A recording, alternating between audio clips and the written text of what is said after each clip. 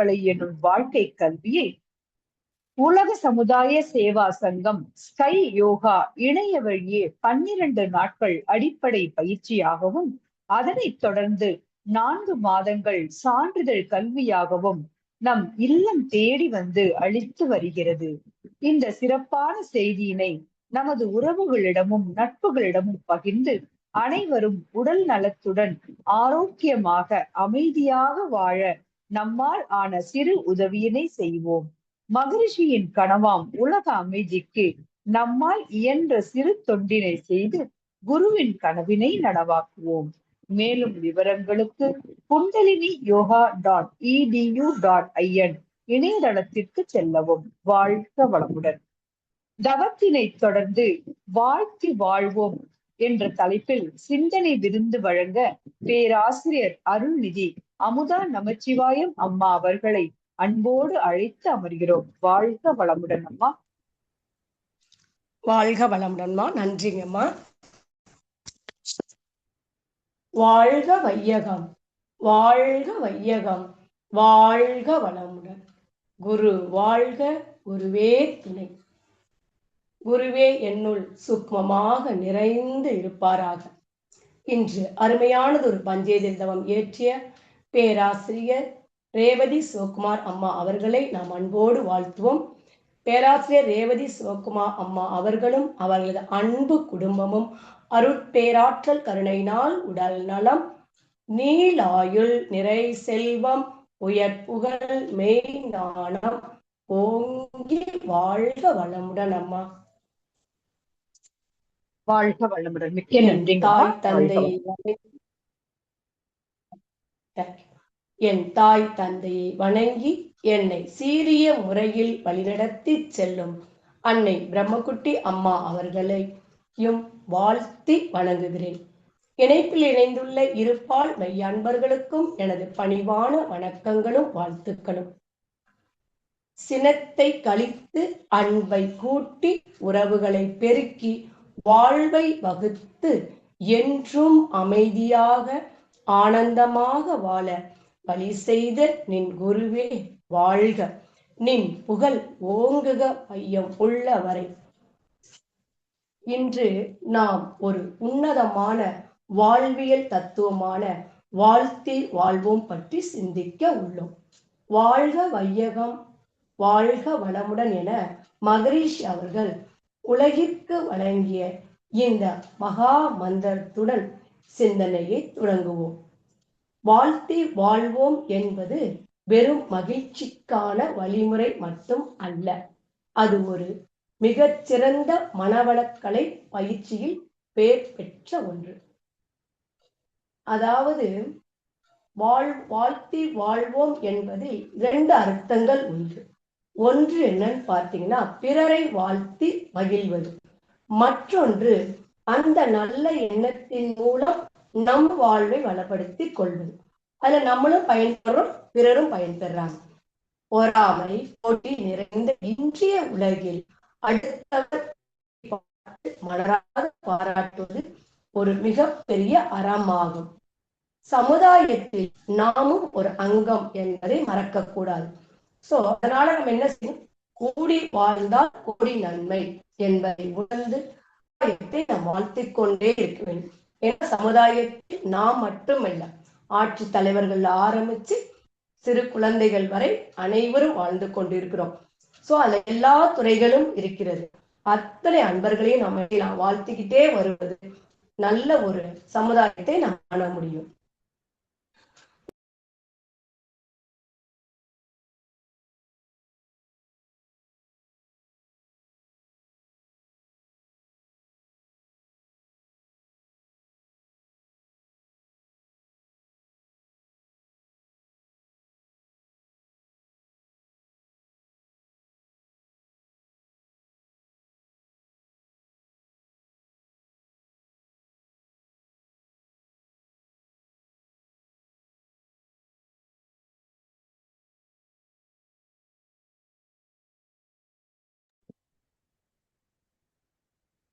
வாழ்க வளமுடன்.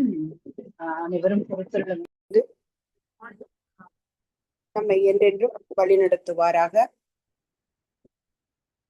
அமுதாம்மா அவங்க தொடங்கின அந்த தலைப்பு வாழ்த்தி வாழ்வோம் அப்படிங்கிற தலைப்பை நாம தொடர்ந்து அவங்களுக்கு கொஞ்சம் தொழில்நுட்ப கோளாறு காரணமாக அவங்களால இணைய முடியல.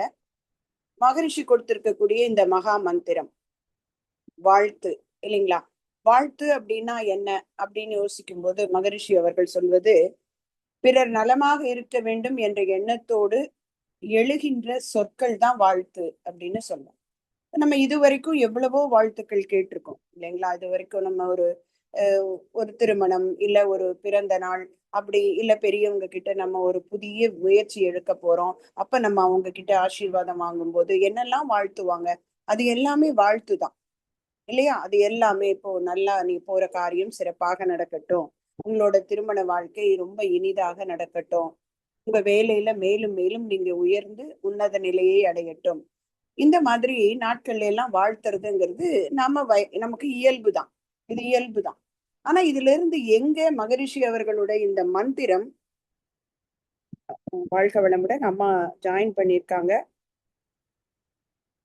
அம்மா தொடங்கலாங்கம்மா. வாழ்க வளமுடன் அமுதம்மா. அன்மியூட் கொடுத்துருக்கோமா உங்களுக்கு? அம்மா உங்களுக்கு ரொம்ப நெட்டு பிரச்சனையா இருக்குங்கம்மா.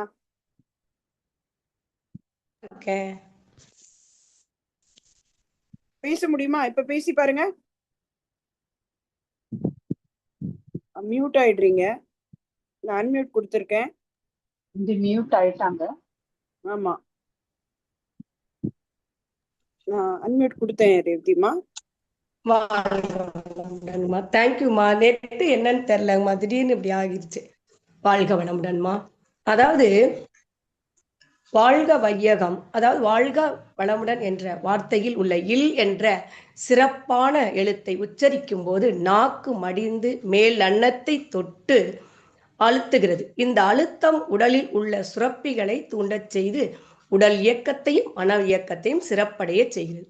வாழ்க வையகம் வாழ்க வளமுடன் என்பது நம் குரு வேதாத்ரி மகரிஷி அவர்கள் உலகிற்கு வழங்கிய மகா மந்திரம். குரு வழங்கிய தலைப்பு எல்லாமே சிறப்பு.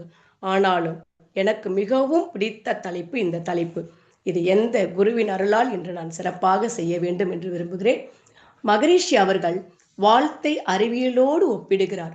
நம் உடல் ஒரு மின் காந்த கருவி எனவும் நம் எண்ணங்களை அலைகளாக வெளியேற்றுகிறது என்கிறார். வாழ்த்துதல் என்பது ஒருவரது உயிர் ஆற்றலை மற்றவருடைய உயிராற்றலோடு இணைக்கும் ஒரு பாலமாகவே நாம் கருத வேண்டும். நாம் யாரை வாழ்த்துகிறோமோ அவரிடமிருந்து நமக்கு நல்ல ஒத்துழைப்பு கிடைக்கும். இன்று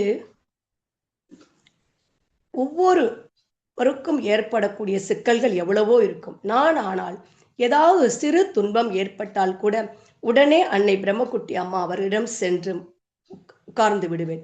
உடனே அம்மா அவர்கள் குரு நினைவில் இன்று வாழ்த்து செல்வார்கள்.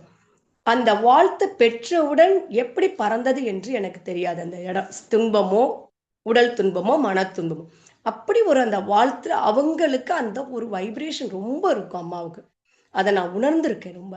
என் குடும்பமே நாம் ஒருவரை பார்த்து நீ நன்றாக இருக்க வேண்டும் என்று நினைக்கும் போது நம் மூளையில் இருந்து ஒரு நேர்மறை காந்த அலை புறப்பட்டு சென்று அவரை அடைகிறது. அது அவருடைய உடலில் உள்ள செல்களை தூண்டி அவருக்கு நன்மையை விளைவித்து விடுகிறது. அதே சமயம் அந்த அலை என்ன செய்கிறது? நம் உடலை விட்டு போகும்போது நம்முடைய செல்களையும் சுத்தப்படுத்தி விட்டு போகிறது என்கிறார் அருள் தந்தை அவர்கள். இறைநிலையின் அலைநிலையே மனம். மனத்தால் வாழ்த்தும் பொழுது எவ்வகையை பிணக்கையும் போக்கி இணக்கத்தை ஏற்படுத்தும் இதே அலை இயக்கமாகும். மகரிஷி வழங்கிய மனவளக்கலை சிறப்பை உணர்ந்த நான் அதை என் குடும்பத்தில் உள்ள அனைவரும் பயன்பெற வேண்டும் என்று வாழ்த்தி கொண்டே வந்தேன். இன்று அனைவருமே பயிற்சி பெற்று சிறப்புற்று வாழ்கிறார்கள். மனவளக்கலை பயிற்சி என் குடும்பத்தில் உள்ள அனைவருக்கு கிடைத்துள்ளது. நாம் ஒருவரை பார்த்து பொறாமைப்படும் போது நம் மனம் அழுக்காகிறது. அந்த அழுக்காக நாம் அனுமதிக்கவே கூடாது. ஆனால் அவர் இன்னும் வளரட்டும் என்று வாழ்க வளமுடன் என வாழ்த்தும் போது நம் மனம் தூய்மை அடைகிறது. வாடிய பயிரை கண்ட போதெல்லாம் வாடியவர் யார்? வள்ளலார். எல்லா உயிரும் இன்புற்று வாழ்க என்று சொன்னவர் அவர். மற்றவர் மகிழ்ச்சியில் நாம் மகிழ்ச்சி காணும் போதே நம் வாழ்நாள் நீடிக்கிறது என்று வள்ளல் பெருந்தகை சொல்கிறார். நாம் எதை கொடுக்கிறோமோ அதுவே நமக்கு திரும்ப கிடைக்கும். நாம் பிறருக்கு வாழ்த்துக்களை வழங்கினால் பிரபஞ்சம் நமக்கு வெற்றிகளை திரும்ப வழங்கும் என்பது குருவின் ஆழமான கூற்று. நம்மிடம் பணிபுரிபவர்களையும் ஊக்கப்படுத்துவது, நம் நண்பன் வெற்றி பெற்றும் போது கைத்தட்டி அவர்களை பாராட்டுவது, சோகத்தில் இருப்பவர்களிடம் உன்னால் முடியும் என்று நம்பிக்கை தருவதும் கூட ஒரு வகை வாழ்த்தே ஆகும். வாழ்க வளமுடன் என்று ஒரு சொல்பவருக்கும் கேட்பவருக்கும் ஒரு நேர்மறை ஆற்றலை அது தருகிறது. திருமணம் நடக்க, குழந்தைகள் பேர் கிடைக்க, இன்பமாக வாழ, நோயின்றி வாழ, குழந்தைகள் கல்வியில் வளம் பெற்று வாழ வாழ்த்திக் கொண்டே நாம் வருகிறோம். இதனால் என்ன நடக்கிறது? பயன் கிடைக்கிறது.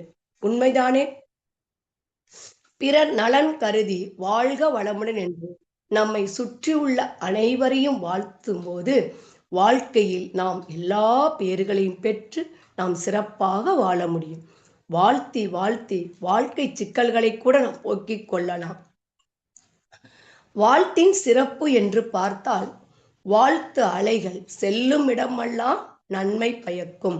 வாழ்த்து அலை பிரபஞ்சம் முழுவதும் ஊடுருவி எங்கு சென்று சேர வேண்டுமோ அங்கு சேர்ந்து தக்க பயனை கொடுக்கும். வாழ்த்துபவரையும் வாழ்த்து பெறுபவரையும் மேம்பாடு அடைய செய்கிறது. வாழ்த்து என்ற நல்ல சொல்லை மனதில் நிரப்பி வாழ்த்து வைத்திருந்தால் அதிலிருந்து வரக்கூடிய எண்ணங்களும் சொற்களும் செயல்களும் நமக்கு நன்மையே விளைவிக்கும். கணவன் மனைவி, அதாவது கணவனையும் மனைவியும் இருவருமே ஒருவருக்கொருவர் வாழ்த்திக் கொண்டே இருக்க வேண்டும். அப்படி அவர்கள் வாழ்த்தும் போது இருவருக்கும் இடையே உயிர் கலப்பும் அறிவு கலப்பும் ஏற்படுகின்றன. இதனால் அவர்களிடையே கருத்து வேறுபாடு இன்றி குடும்பத்தில் அமைதி நிலவும். ஒரு குடும்பம் கோயிலாக இருக்க வேண்டும் என்றால் அந்த குடும்பத்தில் உள்ள வாழ்க்கை துணை இருவரும் ஒற்றுமையாக இருக்க வேண்டும். அதே போல குறும்பு செய்யும் குழந்தைகளை கூட நம்ம தண்டிக்க கூடாது. தண்டிக்காமல் நிதானமாக வாழ்த்தி கொண்டே வரும் பொழுது அவர்களிடம் நற்குணம் உடைய குழந்தைகளாக மாற்றி விடலாம். அது குறைந்தது ஒரு நாளைக்கு 25 முறை குழந்தைகளை வாழ்த்தணுங்கிறாங்க சுவாமிஜி. வாழ்த்துவது என்பது கொடுப்பவருக்கு ஒன்றும் குறைவது இல்லை, ஆனால் பெறுபவருக்கு அது மிகப்பெரிய பலம். ஒரு சிறு புன்னகை, கனிவான ஒரு சொல், ஒரு மனமார்ந்த வாழ்த்து, இவை போதும் இந்த உலகத்தை சொர்க்கமாக மாற்ற. உதாரணமாக, பணியின் காரணமாக பயணம் செல்லும் போது ஒரு திருடன் என்று தெரியாமல் ஒரு திருடனிடம் உரையாடி கொண்டிருக்கிறார் ஒருவர். அவரிடம் தனது விலாசத்தையும் கொடுத்துவிட்டு சென்று விடுகிறார். இருவருக்கிடையே நட்பு உருவாகிறது. நட்பு உருவாகிவிட்ட பிறகு அவர்களுக்கு அங்க என்ன இல்லை இருக்காது, பகைமை என்பது இருக்காது. வீடு வீடாக திருடிக்கொண்டே வந்த அந்த திருடன் இந்த முகவரியை பார்க்கிறான். அடாடா, இது நம் நண்பருடைய வீட்டு விலாசம் ஆயிற்றே, இங்கே திருடக்கூடாது என்று எண்ணி திருடாமலேயே சென்று விடுகிறான். இதற்கு வாழ்த்து பரிமாற்றம் தானே காரணம். இங்கு வாழ்த்து அந்த வீட்டு பொருளை காப்பாற்றியது என்பது உண்மை அல்லவா? அடுத்து பாருங்க, ஒரு சின்ன நிகழ்வு. நாகத்தாளி செடி இருக்கும், அதெல்லாம் முட்கள் இருக்கும். யாரையுமே அது பாதித்து விடக்கூடாது என்று கருத்தை மனதில் கொண்டு விஞ்ஞானி ஒருவர் நாகத்தாளி செடியில் உள்ள முட்களை தேவையில்லை என்று எண்ணி அந்த செடியை வாழ்த்தி கொண்டே வந்தார். பின் அந்த செடியில் இருந்து கிடைத்த விதையை ஊன்றி மறுபடியும் வாழ்த்துறாரு. அந்த செடியின் முட்கள் நீளமும் கூர்மையும் குறைந்து இருந்ததை விஞ்ஞானி ஆச்சரியத்துடன் மகிழ்ந்தார். சோதனை கைவிடவில்லை. பின்னர் என்ன செய்தார் தெரியுமா? அந்த முட்கள் குறைந்த செடியின் விதையை மீண்டும் வேறு தொட்டியில் ஊன்றினார். எத்தனை அதிசயம்! அவர் எண்ணியபடியே அந்த செடியில் முட்களே இல்லை. ஆங்கிலத்தில் ஒரு பழமொழி உண்டு, do unto others as you would have them do unto. எதை நாம் பிறருக்கு செய்ய வேண்டும், நமக்கு செய்ய வேண்டும் என்று நினைக்கிறோமோ அதை நாம் பிறருக்கு செய்ய வேண்டும். வாழ்த்துவதன் மூலம் தாவரங்களின் வளர்ச்சியையும் விளைச்சலையும் அதிகரிக்க முடியும் என்பதை முனைவர் டாக்டர் ராஜேந்திரன் அவர்களும் ஆராய்ந்து மெய்ப்பித்து உள்ளார். விஞ்ஞான உலகத்திற்கு ஒரு புதிய செய்திதான். வாழ்த்தின் மூலம் தாவர வளர்ச்சியை பெருக்க முடியும் என்று அடுத்து காரன் நிமட்டலாஜ் ஐயா அவர்கள் 2003 விஞ்ஞான ரீதியாக மெய்ப்பித்து காட்டியுள்ளார் என்பதை நாம் ஒரு ஆய்விதழில் பார்க்கும் பொழுது பெருமையாக உள்ளது. நம் ஆழியாரில் கூட பேராசிரியர் டாக்டர் லக்ஷ்மண் ஐயாவை நம்ம பார்த்திருக்கிறோம். அவர்கள் செடிகளை காய்கள் வளர்ச்சியை ஆராய்ந்து காட்டியுள்ளார். 45 நாட்கள் வாழ்த்தி ஜீவகாந்த ஆற்றல் மூலம் வளர்க்கப்பட்டன. அதில் வாழ்த்து பெற்ற செடிகள் நன்றாக செழித்து வளர்ந்து கனிகளை கொடுத்தது. இது போன்று வாழ்த்தி வாழ்த்தி எத்தகைய தீய நேர்மறை எண்ணங்களையும் எதிர்மறை எண்ணம் உடையவர்களையும் நம்ம என்ன செய்யலாம்? நேர்மறை எண்ணம் உடையவர்களாகவும் நல்லவர்களாகவும் நம்மளால மாற்ற முடியும். இது இறை நீதி என்கிறார் நம் அருள் தந்தை அவர்கள். நம் குரு அவர்கள் வாழ்த்து என்பது ஒரு மனிதன் தன் மன அலைகளை, அதாவது மென்டல் ஃப்ரீக்வன்சி ஒருமுகப்படுத்தி இன்னொருவருக்கு அனுப்பும் ஒரு நல்ல ஆற்றல் என்கிறார் சுவாமிஜி. நாம் ஒருவரை மனதார வாழ்த்தும் போது நம்மிடம் இருந்து வெளிப்படும் காந்த அலைகள், அதாவது பயோமெக்னீசியம், மற்றவர்களின் மனதை சென்றடைந்து அங்கு ஒரு நல்ல மாற்றத்தை ஏற்படுத்துகிறது. வாழ்த்தே ஒரு வலிமையான காந்த அலை என்று அறிவியல் பூர்வமாக விளக்கியுள்ளார் சுவாமிஜி. மகரிஷி அவர்கள் உலகிற்கு தந்த மிகப்பெரிய கொடை வாழ்க வையகம் வாழ்க வளமுடன் என்பதே. இதில் வாழ்க என்பது ஆரோக்கியத்தையும் ஆயுளையும் குறிக்கிறது. வளமுடன் என்பது அறிவு, செல்வம், புகழ், அமைதி அனைத்தும் நன்மைகளையும் குறிக்கிறது. அதாவது கீர்த்தியோடு வாழக்கூடிய அத்தனையும் அதில் அடங்கியுள்ளது. மகரிஷி சொல்றாங்க, தவம் செய்து மனதை அமைதிப்படுத்திய பிறகு சொல்லும் வாழ்த்துக்கு அபரிவிதமான சக்தி உண்டு என்கிறார். தவம் என்பது பேட்டரியை சார்ஜ் செய்வது போல் நம் மனதுக்கு. வாழ்த்து என்பது அந்த ஆற்றலை நன்மைக்காக பயன்படுத்துவது போன்றது என்பதை நமக்கு தெளிவுபடுத்தி கூறியுள்ளார். நம் குரு மகரிஷி அவர்கள் வாழ்த்துவதை ஒரு வரிசை கிரமமாகவே சொல்லிக் கொடுத்து உள்ளார். சுய வாழ்த்து. முதலில் நம்மை நாமே வாழ்த்திக் கொள்ள வேண்டும்.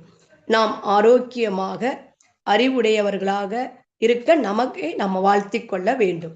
அது நமக்கும் பயன்படும், பிறருக்கும் உதவும் என்கிறார். அடுத்து குடும்ப நல வாழ்த்து. அதாவது நம்மை ஈன்றெடுத்த பெற்றோரையும் நம் வாழ்க்கை துணைவரையும் மற்றும் குழந்தைகளையும் தினந்தோறும் வாழ்த்திக் கொண்டே வந்தால் நம் குடும்பத்தில் என்ன இருக்காது? பிணக்கு நீங்கிவிடும், இணக்கமான சூழ்நிலை ஏற்படும். அதனால் அமைதியும் ஆனந்தமும் நம் குடும்பத்தில் ஏற்படும். அதனால் குடும்ப உறுப்பினர்களை முதலாவதாக தான், குடும்பம், சுற்றம், ஊர், உலகம் என்றுதானே சொல்லியிருக்காங்க சுவாமிஜி. குடும்பத்தை பாதிக்காமல் நம்ம எல்லாமே செய்யணுங்கிறாங்க. குடும்பத்தை வாழ்த்த வாழ்த்த அந்த குடும்பம் ஒரு கோயிலாக மாறிவிடும். அடுத்து பாருங்க, நெருங்கிய உறவினர்களையும் நான் வாழ்த்திக்கிட்டே வரணும். அப்பதான் உறவு மேம்பாடு அடையும். அடுத்ததாக நண்பர்களை வாழ்த்த வேண்டும். அதாவது நட்பு என்பது மிக உன்னதமான உறவு. திருவள்ளுவர் கூட சொல்லுவார், உடுக்கண் இழந்தவன் கை போல அங்கு இழுக்கண் இழந்ததாம் நட்புன்னு. அதாவது நம் நண்பர்கள் மட்டும்தான் பழகுவதோடு மட்டும் அல்லாமல் உதவிக்கரம் நீட்ட தயங்க மாட்டார்கள். அதனால் அவர்களையும் நாம் தினந்தோறும் வாழ்த்தி வாழ வேண்டும். நாம் செய்யும் தொழில் உள்ளவர்களையும் நம்முடன் பணியாற்றுபவர்களையும் வாழ்க வளமுடன் என வாழ்த்தி வந்தால் நாம் தொடர்ந்து வெற்றியை காண முடியும். எதில் தொழில் செய்யும் இடத்திலும் வெற்றி பெற முடியும். மிகப்பெரிய ஹைலைட்டாக சுவாமிஜி எதை சொல்றாங்கன்னா, நம்ம எதிரிகளாக நினைப்போரையும் என்ன செய்ய வேண்டும்? அவர்களும் நலம் பெற்று வாழ கருணையோடு வாழ்த்த வேண்டும். அதாவது மகரிஷி அவர்களின் உச்சக்கட்ட தத்துவம் இது. யாருக்கு இப்படி ஒரு மனசு வருமான்னு நினைச்சு கூட பார்க்க முடியாது. அவர்களை நம்ம மற்றவங்களை விட கருணையோடு நல்வாழ்வு பெற வேண்டும் என்று வாழ்த்தணுங்கிறாங்க. மகரிஷி அவர்கள் ஒரு தனி மனிதன் மட்டும் வாழ்ந்தால்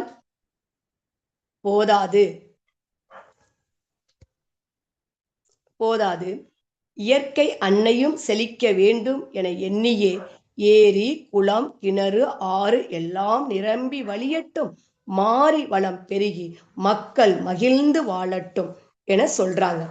உலக நல வாழ்த்தை கூட சுவாமிஜி எவ்வளவு அழகான வரிகள், ஒவ்வொரு சொற்களும் ஆழமாக அழுத்தமாக உலகத்தை வாழ்த்தக்கூடியதாக இருக்கிறது அல்லவா. நம்மை பிடிக்காத ஒருவர், நம்மை பிடிக்காத, நமக்கு எல்லாரையும் பிடிக்கும், நம்மை பிடிக்காத ஒருவரை கூட நாம் தினமும் மனதார வாழ்த்தி பாருங்கள். சில நாட்களில் அவர் உங்களை அணுகும் போது நல்ல மாற்றம் தெரியும். அதை நாம் உணர்ந்து பார்க்கலாம் எப்படி மாறினாங்கிறது. ஏன்னா வாழ்த்தலைகள் அங்கங்க வேலை செஞ்சிருக்கோம். நம் உடலில் செல்கள் நம் எண்ணங்களுக்கு கட்டுப்பட்டவை. நான் ஆரோக்கியமாக இருக்கிறேன் என்று வாழ்த்தும் பொழுது உடல் நலம் பெறுகிறது. நான்லாம் உடல் அதாவது உடற்பயிற்சி செஞ்சோட ஒவ்வொரு உள்ளுறுப்புகளையும், அதாவது ராஜ உறுப்புகளா இருக்கக்கூடிய இன்னர் ஆர்கன்ஸ் எல்லாம் நல்லா இருக்கு நல்லா இருக்குன்னு வாழ்த்திக்கிட்டே இருப்போம். ஐயாவும் அதை செய்வாங்க. அப்படி வாழ்த்த வாழ்த்த நம்மளுடைய உடல் செல்கள் அனைத்துமே இந்த வாழ்த்தலைகளை பெற்று நலமாக வாழ முடியும். சமுதாயத்தில் எல்லோரும் எல்லோரையும் வாழ்த்த தொடங்கினால் அங்க என்ன இருக்காது? வன்முறைக்கு இடமே இருக்காது, திருட்டுக்கு இடமே இருக்காது, அந்த அராஜகங்கிற பேருக்கே இடம் இருக்காது, அந்த வேற எந்த தீய செயலுக்கும் இடம் இருக்காதுங்கிறாங்க சுவாமிஜி. யாரை பார்த்தாலும் பழகினாலும் நம்ம என்ன செய்யணும்னா, உங்களை விட சின்னவங்களாவும் இருக்கலாம், பெரியவங்களாவும் இருக்கலாம், ஆனா அவர்களை மனதார ஒரே ஒரு முறை வாழ்க வளமுடன் என்று சொல்லி பாருங்கள். அது உங்களை சுற்றி ஒரு நேர்மறை ஆற்றலை உருவாக்கும் என்று சுவாமிஜி வலியுறுத்தி சொல்றாங்க. அதை நான் என்னோட பள்ளியில நிறைய கடைபிடிச்சிருக்கிறேன். எப்பேற்பட்ட சூழலையும் 37 ஆண்டுகளா பணிபுரியும் 37 ஆண்டுகள்ல நம்ம மகரிஷி இதை நான் ஒரு 27 வருஷம் பயன்படுத்தினேன். அதுக்கு முன்னாடி பயிற்சி கிடைக்கல. அம்மா பிரம்மகுட்டி அம்மாவோட தொடர்பு கிடைச்சதுக்கு அப்புறம் தான் மனவளக்கலை பயிற்சிக்குள்ள போனேன். ஸோ அந்த வகையில அந்த வாழ்த்துக்கு மிஞ்சி ஒண்ணுமே இல்லைங்க. அவங்க அதிகாரியாவே இருந்தாங்களே, குட் மார்னிங் சொன்னதுக்கு அப்புறம் வாழ்க வளமுடன் சார் அப்படின்னு, அதுக்கு அவர் ஏதோ ஒரு வகையில அவர்கிட்ட ஒரு மாற்றத்தை ஏற்படுத்தும். அதனால சுவாமிஜி கூறிய அந்த வாழ்த்தை நம்ம பின்பற்றணும். பிறரை வாழ்த்தி பேசுவது ஒருவருக்கு எவ்வளவு நன்மை தரும் என்பதை ஐயன் வள்ளுவர் எப்படி கூறுகிறார் தெரியுமா? அல்லவை தேய அறம் பெருகும், நல்லவை நாடி இனிய சொல்லி. குறள் 96 இதை கொடுக்கிறாரு. நிறைய குறள் 10 குறள் கிட்ட கொடுத்திருக்காரு. அதுல இந்த குறள் ரொம்ப ஹைலைட்டு. பிறருக்கு நன்மையானவற்றை விரும்பி அவரிடம் இனிய சொற்களை கூறி வாழ்த்தினால் நம்மிடம் உள்ள பாவப்பதிவு தேய்ந்து அறம் வளரும் என்கிறார் வள்ளுவர் பெருந்தகை. அடுத்து பாருங்க, அடுத்தவர் உயர்வை கண்டு பொறாமைப்படாமல் வாழ்த்துவதே அறம் என்கிறார் வள்ளுவர். மிக சிறந்த மகானாகிய மகாத்மா காந்தியடிகள் ஒரு நிகழ்வை பாருங்க. காந்தியடிகள் தன்னை துன்புறுத்துவர்களையும் விமர்சனம் செய்பவர்களையும் கூட ஒருபோதும் அவர் வெறுத்ததே இல்லையா. அவர் எப்பவுமே அடுத்தவர்கள் நலன் கருதி வாழ்ந்தவர். அது இந்தியாவின் நலனே கருதினவர். அவரை கொலை செய்ய ஒரு முறை எத்தனையோ முறை முயற்சி செஞ்சிருக்காங்க. அப்ப முயற்சி நடந்த போது கூட அவர் அந்த நண்பரை சபிக்கவே இல்லையா. ஒரு வார்த்தை கூட திட்டவும் இல்லை, சபிக்கவும் இல்லை. என்ன செய்திருக்கா? அதுக்கு மாறானா, அவருக்கு தெரியவில்லை, அவருக்கு அறியாமை, அதனால் கடவுள் அவரை ஆசீர்வதிக்கட்டும் என்று கருதி வாழ்த்திட்டு போயிருக்காரு. தீமை செய்தவர்களையும் வாழ்த்தும் மனப்பக்குவம் இருந்தால் மட்டுமே ஒருவரால் மகாத்மாவாக உயர முடியும். எவ்வளவு பெரிய மனசு! கொலை செய்ய வர்றவங்களையும் வாழ்த்தணும்னா என்பது எவ்வளவு ஏற்புடையதான ஒரு செயல் இது. அடுத்து பாருங்க, தென்னாப்பிரிக்காவின் இனவெறிக்கு எதிராக போராடி 27 ஆண்டுகள் சிறையில் இருந்தவர் நெல்சன் மண்டேலா. அவர் சிறையில் இருந்து விடுதலையாகி அதிபரான போது தன்னை சிறையில் அடைத்து துன்புறுத்திய சிறை காவலரை தனது பதவியேற்பு விழாவிற்கு சிறப்பு விருந்தினராக அழைத்தாராம். ஏன் இவ்வளவு கொடுமைக்காரரை அழைக்கிறீர்கள் என்று மக்கள் அனைவரும் கேட்டபோது, பழைய கசப்புக்களை சுமந்து கொண்டு என்னால் புதிய நாட்டை எப்படி உருவாக்க முடியாது என்று சொன்னாராம். எதிரியை வாழ்த்தி அணைத்து கொண்டதால் அவர் இன்று உலக தலைவராக திகழ்ந்து வருகிறார். இன்றைய தலைமுறைக்கு, குறிப்பாக சமூக வலைத்தளங்களில் மற்றும் போட்டி நிறைந்த உலகில் வாழும் இளைஞர்களுக்கு வாழ்த்தி வாழ்வோம் என்ற தத்துவம் மிக சிறந்த வாழ்க்கை வழிகாட்டியாக இருக்கிறது. சமூக வலைதளங்களில் வரும் ஒருவரது வெற்றியை பார்க்கும்போது இயந்திரமாக ஒரு லைக் அழுத்துவதை விட்டுவிட்டு அவர் இன்னும் உயர வேண்டும் என்று வாழ்த்தி பாருங்களேன் ஒரு கணம். அது நம் வாழ்வை உயர்த்தி காட்டும். இன்று இளைஞர்களுக்கிடையே மன அழுத்தம் என்று சொல்லக்கூடிய பதற்றம் அதிகமாக உள்ளது. இதற்கு காரணம் நம் மனம் எப்போதும் எனக்கு என்ன கிடைக்கும் என்று சிந்திப்பதால் தான். ஆனால் பிறருக்கு என்ன நல்லது நடக்கும் என்று வாழ்த்தத் தொடங்கினால் நம் மூளையில் நேர்மறை ஹார்மோன் சுரக்கும் என்று அறிவியல் கூறுகிறது. இதைத்தான் நம் குரு அவர்கள் வாழ்த்து என்பது ஒரு மன அமைதி பயிற்சியே என்கிறார்.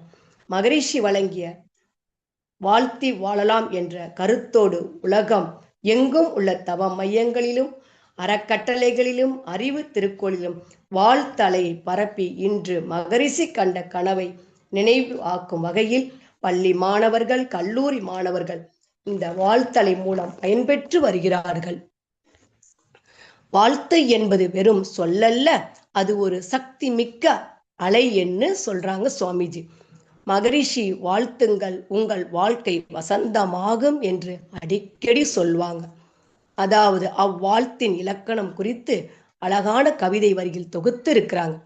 அன்பு நெறி தலைக்கட்டும், அறிவு ஒளி வீசட்டும், இன்ப நிலை ஓங்கட்டும், ஈசனருள் சேரட்டும், துன்பமெல்லாம் நீங்கட்டும், தூய நெறி காணட்டும், நண்பரெல்லாம் வாழட்டும், நல்லபடி வாழட்டும். மற்றவர்களை குறை சொல்வதை விமர்சித்து நிறுத்திவிட்டு வாழ்க வளமுடன் என்ற சொல்லை ஒரு அற்புத ஆயுதமாக பயன்படுத்துவோம். நாம் சொல்லால் செயலால் எண்ணத்தில் இந்த உலகை ஒரு நந்தவனமாக மாற்ற வேண்டும் என்பதே குருவின் திண்ணிய எண்ணமாகும். ஐயன் வள்ளுவர் காட்டிய அறநெறியும் மகரிஷி அவர்கள் காட்டிய அறிவியல் வாழ்த்தும் மாபெரும் தலைவர்கள் காட்டிய பெருந்தன்மையும் நம்மிடம் ஒரு மாற்றத்தை ஏற்படுத்தும். இனிய சொற்களை பேசுவோம், இதயபூர்வமாக பிறரை வாழ்த்தி வாழ்வோம். வையமெல்லாம் வாழட்டும், வாழ்த்திய வளம் காத்திடுவோம், வளரட்டும் மெய்யறிவு, வாழ்க்கை துன்பம் வாழ்க்கை இன்பம் துய்த்தலிலே, உயமைய பொருள் நாட்டம் உலகத்து மக்களிடம் ஓங்குக மேலோங்குக, உள்ளமெல்லாம் ஒன்றுபட மண்ணான இவ்வரிய மாபெரிய உலகமிசை, மண்ணான இவ்வரிய மாபெரிய உலகமிசை, வையமெல்லாம் வாழட்டும், வாழ்த்தி வளம் காத்திடுவோம் என கூறி வாழ்த்தி வாழ்வோம். வாழ்க வையகம், வாழ்க வையகம் என போற்றி வாழ்வோம் என கூறி இந்த உன்னதமான தலைப்பில் சிந்திக்க வாய்ப்பு அளித்த அனைவருக்கும் மனமார்ந்த நன்றிகள். இணைப்பில் இருக்கும் அனைத்து அன்பர்களும் அருட்பேராற்றல் கருணையினால் உடல் நலம், நீலாயுள், நிறை செல்வம், உயர் புகழ், மெய்ஞானம் ஓங்கி வாழ்க வளமுடன் என வாழ்த்தி மகிழ்கிறேன். வாழ்க வளமுடன். சிரமத்திற்கு மன்னிக்கவும். வாழ்க வாழ்க வளமுடன். மிக்க நன்றிங்கம்மா. சிறப்பான ஒரு சிந்தனை. வாழ்த்தி வாழ்வோம். இடையில் ஏற்பட்ட அந்த தொழில்நுட்ப தடங்கள் கூட இந்த வாழ்த்துனால சரியாகி அதன் பிறகு இந்த சின்ன இடைவெளிக்கு பிறகு நீங்க தொடர்ச்சியாக உங்களுக்கு எந்த ஒரு இடையூறு இல்லாம நல்லபடியா கொண்டு போறதுக்கு இந்த வாழ்த்து எவ்வளவு தூரத்துக்கு வேலை செஞ்சது உதாரணமா ரொம்ப அழகா நிறைய விஷயங்களோட சொல்லிங்க. மிக்க நன்றி அம்மா. சிறப்பான சிந்தனை. நன்றி அம்மா. சிறப்பான சிந்தனை வழங்கிய பேராசிரியர் அருள்நிதி அமுதா நமசிவாயம் அம்மா அவர்களும் அவர்தம் அன்பு குடும்பமும் அருட்பேராற்றல் கருணையில்